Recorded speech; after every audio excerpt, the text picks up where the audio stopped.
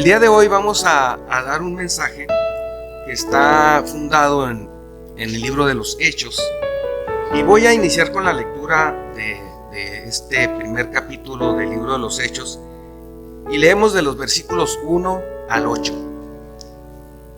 Dice así, Hechos 1 del 1 al 8. Dice: en el primer tratado, oh Teófilo, hablé acerca de todas las cosas que Jesús comenzó a hacer y a enseñar, hasta el día en que fue recibido arriba, después de haber dado mandamientos por el Espíritu Santo a los apóstoles que había escogido, a quienes también después de haber padecido se presentó vivo con muchas pruebas indubitables, apareciéndoseles durante 40 días y hablándoles acerca del reino de Dios. Y estando juntos les mandó que no se fueran de Jerusalén, sino que esperasen la promesa del Padre, la cual les dijo: oísteis de mí.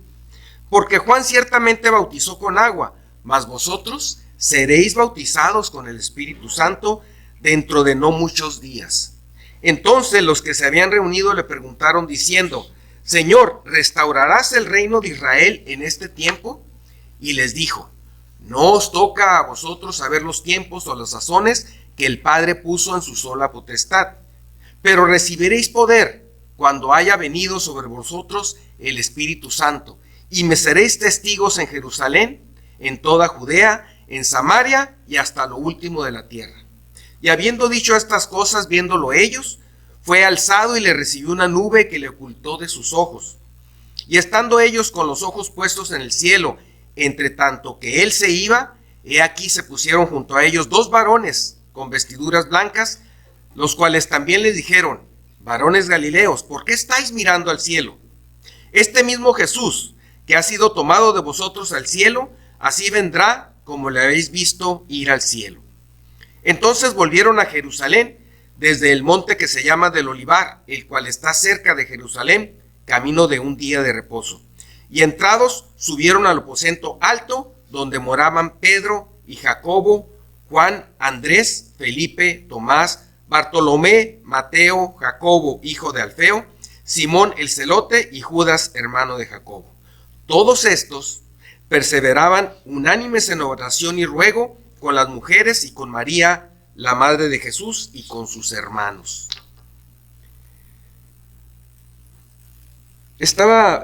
Meditaba al leer este texto en los anuncios que hacen los meteorólogos acerca del clima, que muchas veces han sido cuestionados. Yo recuerdo hace años, decían que iba a llover y amanecía soleado, y luego decían que iba a haber mucho sol y amanecía viento y lluvia, y bueno, eran criticados, pero también he notado que últimamente se han ido perfeccionando en esto de predecir el tiempo, cosa que es muy complicado ahora en nuestros tiempos, ¿no? Vemos que muy rápido cambia de clima, vemos cómo los climas están trastocados, unos fríos que hemos sentido últimamente en esta zona que no son comunes, y vemos cómo sí aciertan a estos pronósticos, ¿no? Pero ¿cómo lo hacen? ¿Acaso son hechiceros o ellos son adivinos? No, como lo hacen es estudiando algo que se llama un sistema. Ellos estudian los sistemas meteorológicos, las condiciones que se van presentando, que dan a entender que va a suceder algo. Las condiciones atmosféricas, los vientos, las temperaturas, la dirección de los vientos, una serie de variables que ellos estudian para determinar, y poco a poco lo han ido afinando más y más, la temperatura que va a haber. Y esto no es nuevo. El hombre no ha inventado nada. Todo el conocimiento humano se fundamenta en el estudio de la creación de Dios. El hombre no ha inventado nunca nada. Todo se fundamenta en estudiar lo que Dios ha creado y a base de eso ir aprendiendo cada vez más y más y más. Entonces, quien creó ese modelo, quien creó esos sistemas, y podemos ver muchos ejemplos de sistemas, el sistema digestivo, el sistema auditivo, el sistema nervioso, podemos ver muchos tipos de sistemas que son cíclicos, que se repiten, que se pueden estudiar y que son modelos que fueron creados por Dios.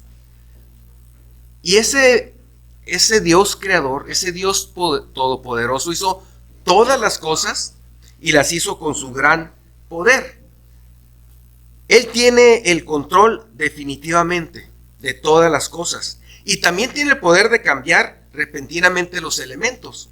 Hay ocasiones en que hay huracanes que están anunciados por los sistemas meteorológicos que se están presentando en algunas zonas y de repente sopla el viento en otra dirección, cambian estas condiciones y se ahuyenta esa tormenta. El Señor tiene el poder de cambiar también cualquier circunstancia en cualquier momento. Y vemos situaciones también en el clima o en cuestiones que son fenómenos naturales, que así se entienden, que son realmente tremendos, ¿no? Vemos, por ejemplo, los temblores. Acaba de ocurrir un temblor hace poco en Turquía y en Siria que ha producido miles de muertos. Más de 25,000 muertos fue la última cifra que yo escogí. Y que yo escuché, perdón. Y cuando escuchamos este tipo de datos, de hechos, o cuando los vivimos, como a mí me ha tocado vivir temblores fuertes como el de la Ciudad de México en el 95, uno se da cuenta de lo fuerte que es la creación. Y no nos queda menos que ponernos a pensar, bueno, si estas manifestaciones son así de grandes, poderosas y fuertes, ¿cuán grande no será quien las creó? ¿Cuán grande no será quien tiene control sobre estas cosas? Y que el mundo es pues una pequeñita cosa en toda la creación que el Señor hizo. Entonces estamos hablando del gran poder de Dios. El poder de Dios es inmenso. Y vamos a ver hoy el maravilloso poder de Dios obrando en el creyente. Y ya vimos en esta pequeña introducción lo imposible que es para el hombre poder siquiera imaginarse qué tan grande puede ser el poder de Dios. La pregunta que les hacen a los creyentes en este momento los ángeles es muy pertinente. Cuando les preguntan, ¿qué estáis mirando al cielo? ¿Por qué era tan importante que dejaran ellos de ver al cielo? Cuando el Señor es tomado en una nube y ellos se quedan observando, los ángeles dicen, bueno, ¿qué estás mirando al cielo? Debe haber sido algo difícil para ellos este momento que estaban viviendo, porque si nos ponemos a pensar en las circunstancias que ellos estuvieron viviendo en muy poco tiempo, variaron mucho. Hacía poco más de un mes les había tocado pasar por una situación muy, muy difícil cuando fueron separados de su Señor, o más bien, cuando ellos se apartaron de su Señor, que fue martirizado y después crucificado. En esa ocasión debe haber sido muy doloroso en todos los sentidos ver a su amado Maestro padecer y no ser capaces de ofrecer ayuda, incluso negando cualquier relación que podían haber tenido con él, como es el caso explícito de Pedro que vemos consignado en las Sagradas Escrituras. Anteriormente ellos habían dejado todo para seguirle, pero su mente humana en muchas ocasiones vemos que no alcanzaba a comprender lo que el Señor les decía, aunque lo hiciera con ejemplos muy sencillos, y debieron haber estado sumamente confundidos en diferentes circunstancias como este momento que estaban viviendo. Una semana antes de haber sido crucificado, el pueblo había recibido al Señor con grandes manifestaciones de reconocimiento, de honra, con hojas de palma, que era como honraban a los reyes, y ahora lo habían visto masacrado y colgado de un madero. Imagínense en tan poco tiempo pasar de una condición a otra. Como seres humanos, evidentemente, pues no entendemos esta situación y ellos no lo entendían. Y esta separación debió de haberles dolido grandemente, porque lo vieron padecer mucho. Pero ahora lo estaban presenciando después de haber resucitado, y esto cambiaba radicalmente su manera de ver las cosas. Ahora su entendimiento estaba siendo abierto. Ahora vieron que el Señor había resucitado, se reunió nuevamente con ellos, les dio nuevamente instrucciones. Definitivamente debe de haber sido gozoso. El poder de Dios se estaba manifestando ahí, en que Cristo había derrotado a la muerte y a todos sus enemigos, y ahora iba al Padre a interceder por cada uno de nosotros. el entendimiento de ellos había sido nuevamente había sido ampliado, y ahora ellos podían saber un poco más y entender lo que el Señor les había dicho. Pero nuevamente el Señor les dice: me voy de ustedes y voy a preparar lugar para ustedes. Nuevamente otro shock emocional en la carne, nuevamente: Señor, pero ahora que te estamos disfrutando, ahora te vas, ahora que estamos empezando a entender, te vas y nos dejas. Pero el Señor les hace una promesa grandísima. Esta vez es muy diferente.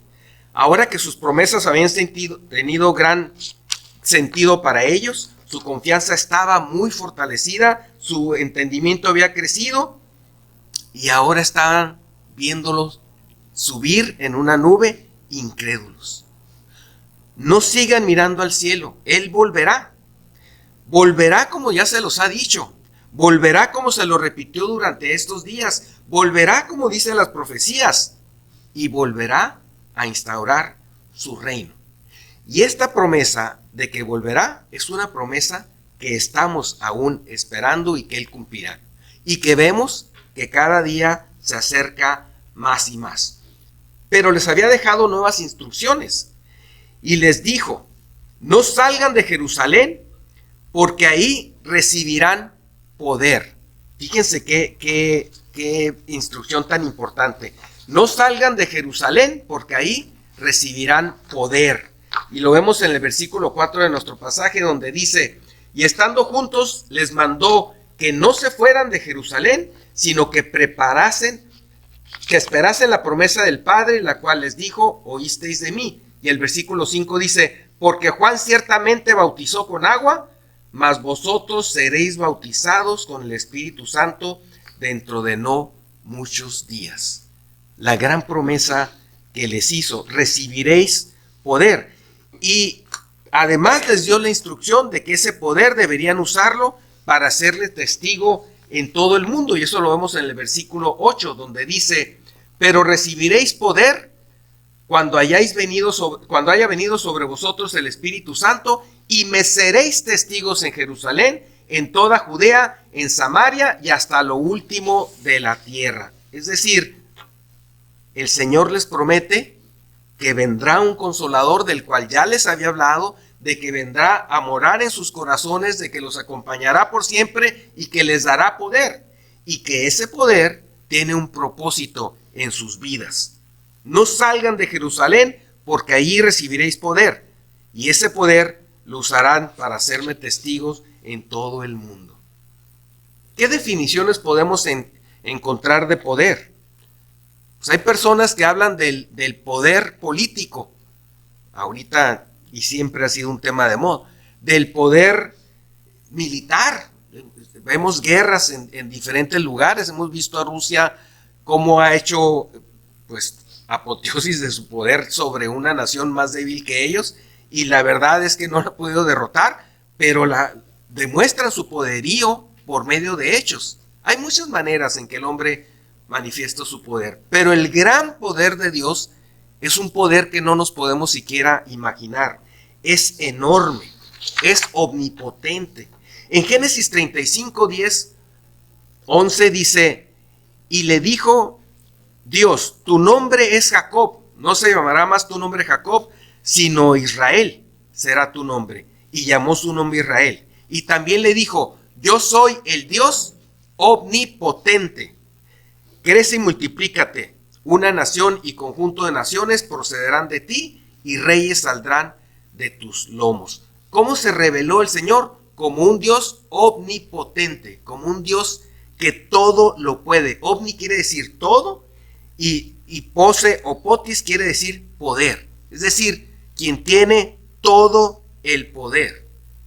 No hay poder más grande en el universo que el que posee quien creó el universo, Dios mismo. Tendréis poder, dice el Señor, y no cualquier poder. Tendréis mi poder obrando a favor de ustedes. Dios comparte su poder con los suyos. Ese poder viene por medio del Espíritu Santo. A todos los que hemos recibido a Cristo como nuestro Señor y Salvador, nos es dado ese poder. Ese poder no lo tiene cualquier persona. Solo aquellos que se han arrepentido de sus pecados, solo aquellos que han entregado su vida al Señor, solo aquellos en quienes mora el Espíritu Santo por haber recibido el perdón de pecados, tienen este poder obrando en sus vidas. ¿Eran conscientes los discípulos del poder que iban a recibir? Es importante, como ya hemos visto el poder de Dios obrando en las cosas creadas por Él, verlo obrando en la vida de las personas. Y ese es un testimonio enorme. Nosotros recibimos domingo a domingo testimonios de hermanos que hablan del poder de Dios obrando en sus vidas. La mayor manifestación de poder que cada uno de nosotros podamos haber experimentado es nuestra propia conversión al Señor, cuando nosotros mismos no creíamos que esto fuera posible, no creíamos que pudiéramos tener perdón, no creíamos que pudiéramos ser amados por alguien más. El Señor nos ama y nos comparte de su poder para poder derrotar al enemigo y tener una vida diferente, de la cual la gente que nos conocía se admira, ven el poder de Dios obrando en nuestras vidas, pero no lo reconocen, no lo entienden. El poder de Dios obrando en las personas es maravilloso.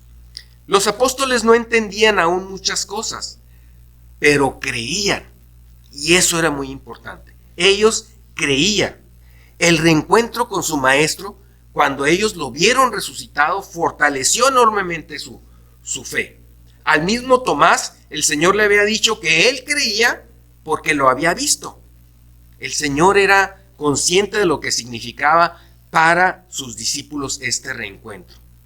Pero también dijo que habría muchos que creeríamos en Él sin haber visto, y eso somos nosotros. Y le damos gracias a Dios porque Él fortalece nuestra fe día con día. Ellos obedecieron, permanecieron en Jerusalén, y mientras esperaban, ¿qué fue lo que estuvieron haciendo? ¿Qué era lo que ellos hacían mientras esperaban la promesa del Señor? Bueno, hay 3 momentos en que vemos reunidos a los discípulos que podemos observar. Y el primero, nos vamos a ir un poquito atrás, el primero es cuando estaban reunidos en el aposento alto, cuando habían crucificado al Señor, y ellos no sabían lo que estaba ocurriendo, estaban atemorizados. Y lo podemos leer en Juan capítulo 20, versículos 18 y 19. Dice: fue entonces María Magdalena para dar a los discípulos las nuevas de que había visto al Señor y que Él le había dicho estas cosas. Cuando llegó la noche de aquel mismo día, el primero de la semana, estando las puertas cerradas en el lugar donde los discípulos estaban reunidos por miedo de los judíos, estaban reunidos, tome nota, estaban reunidos por miedo de los judíos. Vino Jesús y puesto en medio de ellos les dijo: paz a vosotros. Entonces vemos este momento en que ellos estaban reunidos después de que había sido crucificado el Señor y que no sabían qué había pasado, estaban totalmente temerosos. El Señor entonces resucitado viene con ellos y le dice: paz a vosotros. No sabían qué hacer, se encontraban confundidos. Por su mente debieron haber pasado muchas cosas que no comprendían y muchas otras que lo hacían dudar. Satanás sin duda debe haber estado muy activo queriendo engañarlos en ese tiempo. Sabemos cómo es Satanás. Así nos sucede a nosotros. Cuando utilizamos más nuestro propio razonamiento, nuestra propia intuición, nuestros propios sentidos para ver las circunstancias, en lugar de depositar nuestra confianza en la palabra de Dios y en sus promesas. Así nos sucede a nosotros. Empezamos a dudar, empezamos a temer y empezamos a caer. Y es muy importante que aprendamos de estas experiencias para nosotros poder vivir con éxito el poder de Dios en nuestras vidas. Y el poder se encuentra en la palabra de Dios. El Señor en su palabra nos dice con claridad lo que debemos hacer en cada situación. Y además tenemos el consejo de quien nos discipula, de personas que dedican de su tiempo para que nosotros aprendamos de su palabra, o de algún otro creyente que nos pueda aconsejar, siempre conforme a la palabra de Dios. Pero aún así, cuando vienen circunstancias a nuestra vida, muchas veces nosotros tratamos de encontrar en nuestras fuerzas, en nuestra inteligencia, en nuestra intuición la solución. Buscamos la manera de hacer las cosas a nuestra forma y desgraciadamente eso nos hace descender espiritualmente. Sabemos que Dios tiene una manera, sabemos que Dios tiene todo previsto, pero a veces no nos gusta el camino que el Señor provee. El Señor les había dicho a sus discípulos lo que iba a suceder. Ya lo había anunciado en muchas ocasiones, pero ellos no pusieron atención. Ellos no entendieron lo que les estaba diciendo. Se dejaban guiar por las circunstancias y dudaban. Y eso ahora, en este momento que narramos, los tenía aterrados, encerrados sin saber qué hacéis. Ya sabemos que Dios es infalible. Dios nos ha revelado ahora a nosotros su plan completo por medio de las Escrituras. La palabra de Dios es simplemente para obedecerla. No la pensemos demasiado ni pospongamos hacer lo que Dios nos está diciendo. Obedezcamos al Señor. Él nos da siempre un camino seguro y la paz de saber que estamos haciendo lo correcto. Hay una segunda ocasión en que podemos dividir que están reunidos los discípulos y que es importante observar. Cuando se encontraban en Jerusalén, después de haberse reunido con el Señor resucitado y haber pasado con Él ya más de 40 días, en los que fueron confirmadas todas las verdades espirituales de las cuales Él les había hablado y fortalecida su fe. Lo vemos en Hechos 1 del 2 al 5, 2b al 5. Dice: después de haber dado mandamientos por el Espíritu Santo a los apóstoles que había escogido, a quienes también, después de haber padecido, se presentó vivo, con muchas pruebas indubitables, apareciéndoseles durante 40 días y hablándoles acerca del reino de Dios. Y estando juntos, les mandó que no se fueran de Jerusalén, sino que esperasen la promesa del Padre, la cual les dijo: oísteis de mí, porque Juan ciertamente bautizó con agua, mas vosotros seréis bautizados con el Espíritu Santo dentro de no muchos días.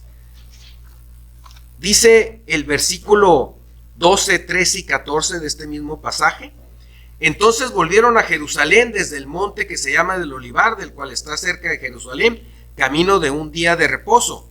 Y entrados subieron al aposento alto, donde moraban Pedro y Jacobo, Juan, Andrés, Felipe, Tomás, Bartolomé, Mateo, Jacobo, hijo de Alfeo, Simón el celote y Judas, hermano de Jacobo.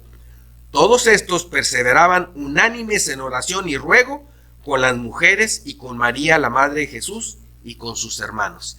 Vean la diferencia de aquella primera reunión en la que estaban ellos reunidos orando con miedo, con temor, no sabían qué iba a pasar, a esta segunda ocasión en la que se perseveraban unánimes en oración y ruego, esperando con confianza el cumplimiento de las promesas del Señor. Hay un cambio radical.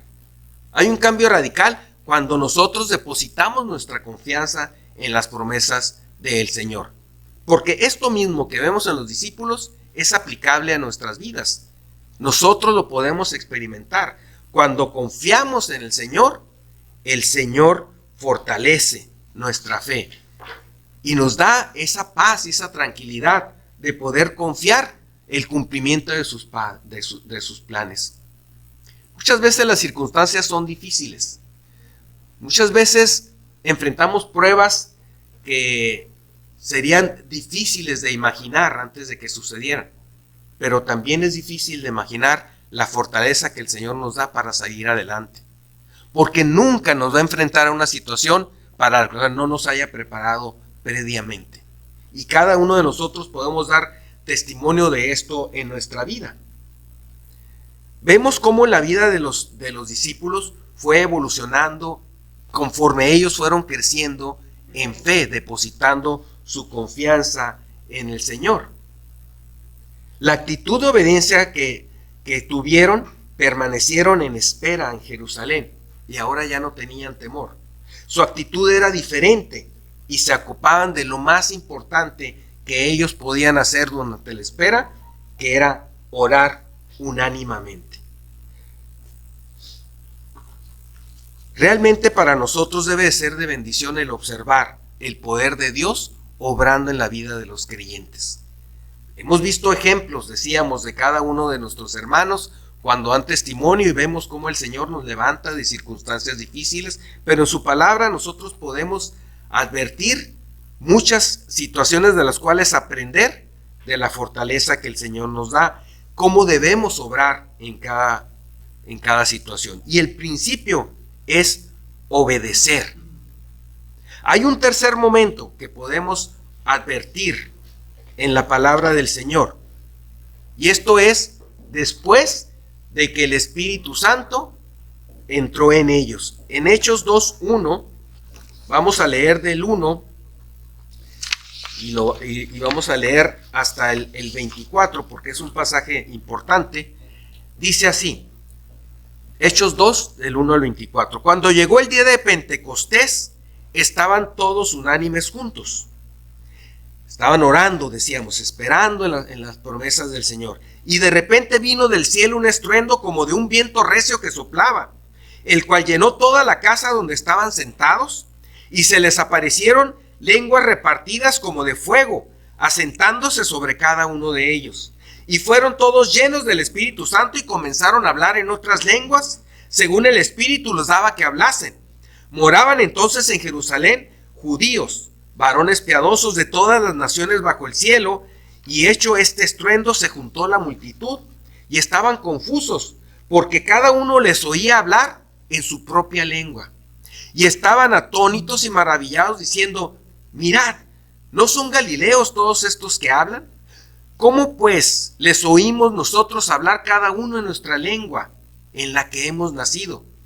Partos, medos, elamitas y los que habitamos en Mesopotamia, en Judea, en Capadocia, en el Ponto y en Asia, en Frigia y Panfilia, en Egipto y en las regiones de África, más allá de Cirene, y romanos aquí residentes, tanto judíos como prosélitos, cretenses y árabes, les oímos hablar en nuestras lenguas las maravillas de Dios. Y estaban todos atónitos y perplejos, diciendo unos a otros, ¿qué quiere decir esto? Mas otros, burlándose, decían, están llenos de mosto. Entonces Pedro, poniéndose en pie con los 11, alzó la voz y les habló diciendo, varones judíos y todos los que habitáis en Jerusalén, esto os sea notorio y oíd mis palabras, porque estos no están ebrios como vosotros suponéis, puesto que es la hora tercera del día. Mas esto es lo dicho por el profeta Joel. Y en los postreros días, dice Dios, derramaré de mi espíritu sobre toda carne, y vuestros hijos y vuestras hijas profetizarán, vuestros jóvenes verán visiones, y vuestros ancianos soñarán sueños, y de cierto sobre mis siervos y sobre mis siervas, en aquellos días derramaré de mi espíritu y profetizarán. Y daré prodigios arriba en el cielo y señales abajo en la tierra, sangre y fuego y vapor de humo. El sol se convertirá en tinieblas y la luna en sangre, antes que venga el día del Señor grande y manifiesto. Y todo aquel que invocare el nombre del Señor será salvo. Varones israelitas, oíd estas palabras. Jesús Nazareno, varón aprobado por Dios entre vosotros, con las maravillas, prodigios y señales que Dios hizo entre vosotros por medio de él, como vosotros mismos sabéis, a este, entregado por el determinado consejo y anticipado conocimiento de Dios, prendisteis y matasteis por manos de inicuos, crucificándole, al cual Dios levantó, suelto los dolores de la muerte, por cuanto era imposible que fuese retenido por ella. Y vemos ahora cómo los discípulos, liderados por Pedro, no solo no están temerosos como antes, no solo están confiando en las promesas del Señor como los vimos en el segundo momento, sino que ahora están deseosos de predicar el evangelio, de hablar de las verdades espirituales y de hacerlo con una enorme valentía. Porque lo primero que les dice a estas personas es que ellos fueron los que mataron y crucificaron al Señor Jesucristo. Y eso era una verdad. Les está llamando asesinos y lo está haciendo en su propia cara. Este mismo Pedro, que poco más de 40 días antes había negado siquiera conocer al Señor Jesús. Una persona en su fuerza carnal, lo vemos fortalecido por medio de este proceso, y ahora lo vemos hablando con denuedo, con gran valentía, por medio del Espíritu Santo, a las personas con toda claridad.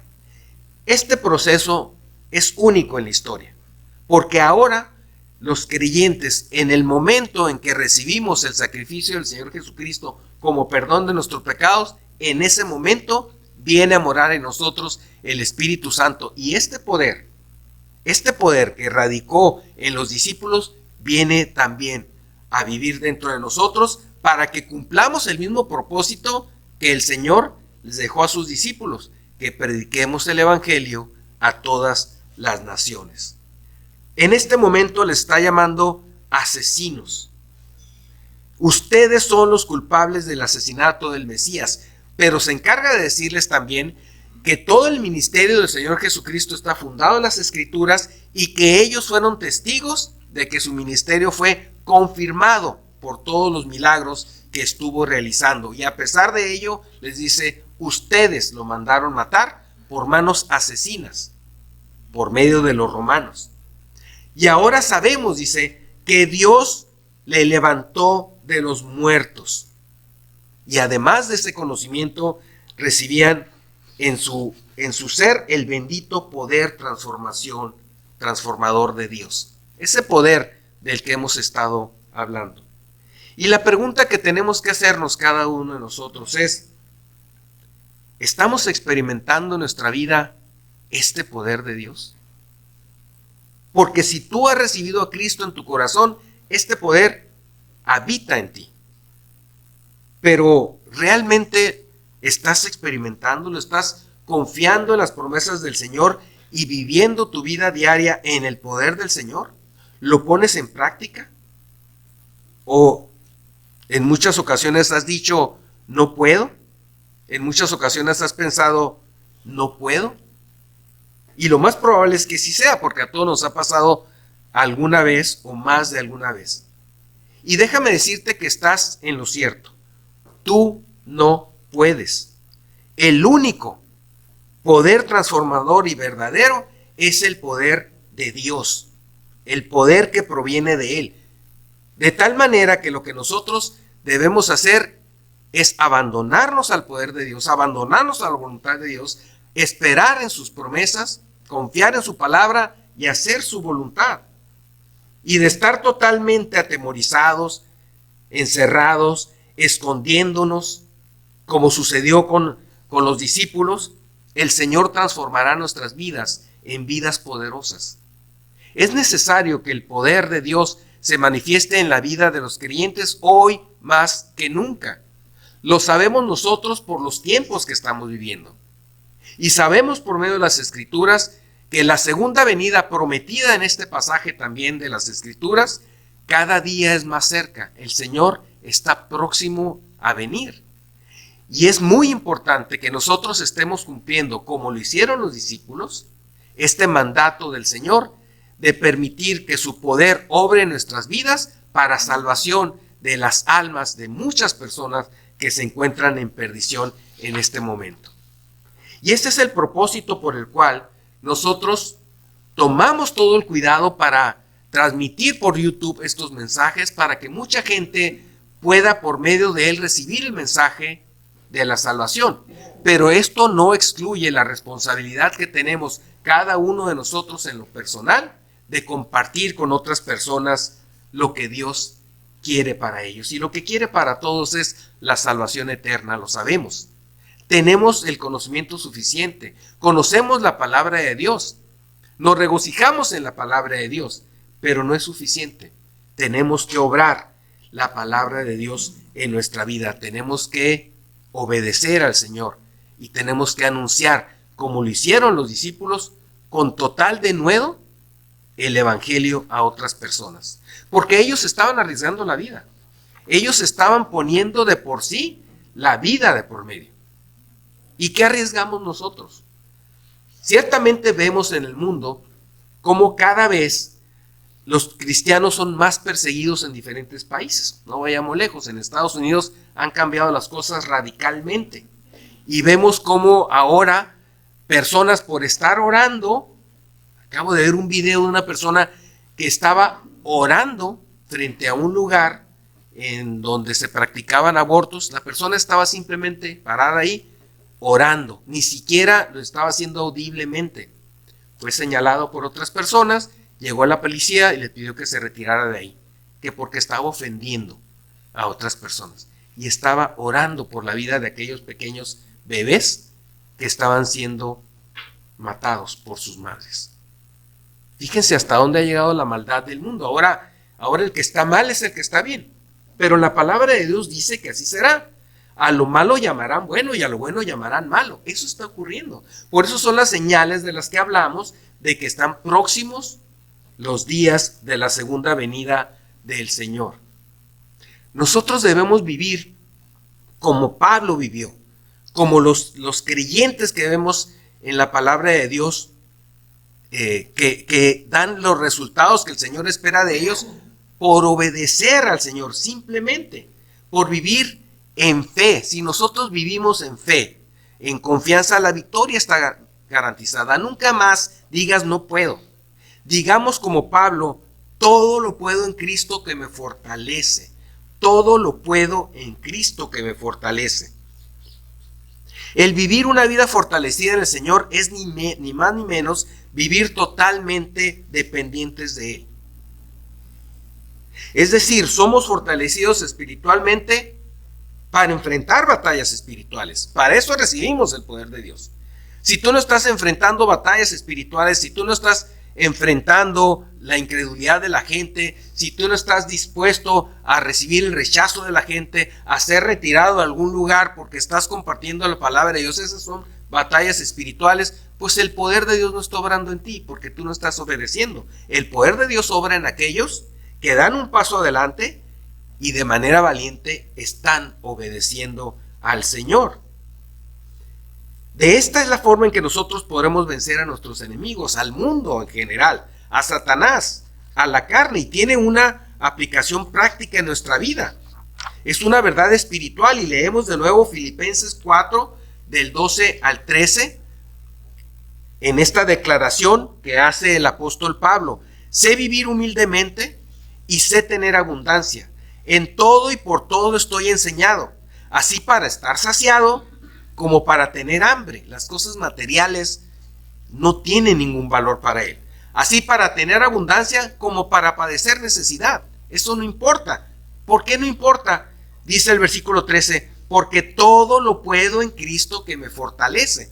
Por eso no importan las circunstancias. Por eso no importa si vivo pobre o vivo rico. Por eso no importa si tengo para comer o no tengo para comer. Todo lo puedo en Cristo que me fortalece. ¿Qué mejor ejemplo podemos tener de una victoria en el Señor?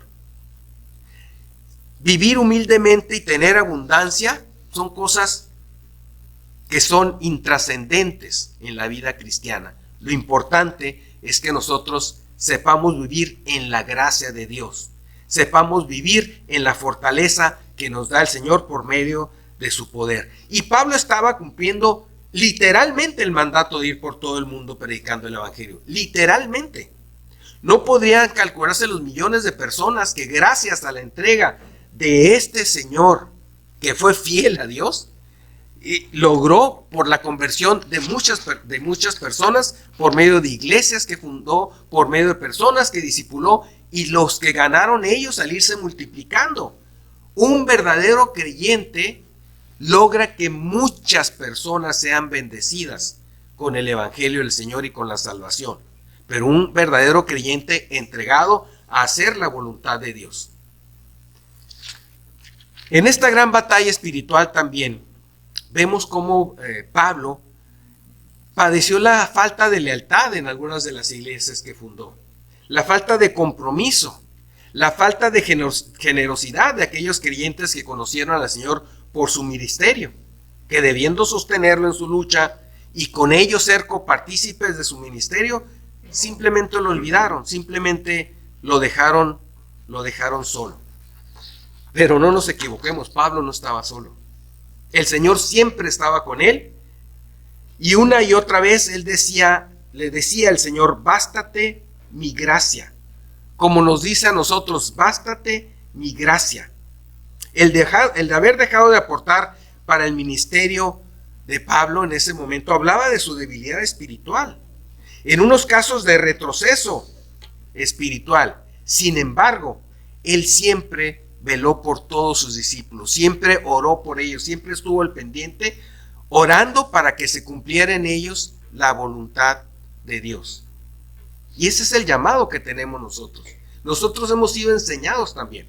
Hemos recibido mucha información, hemos recibido mucha doctrina, hemos recibido mucho tiempo y hemos sido precisamente preparados para predicar el mensaje de la salvación.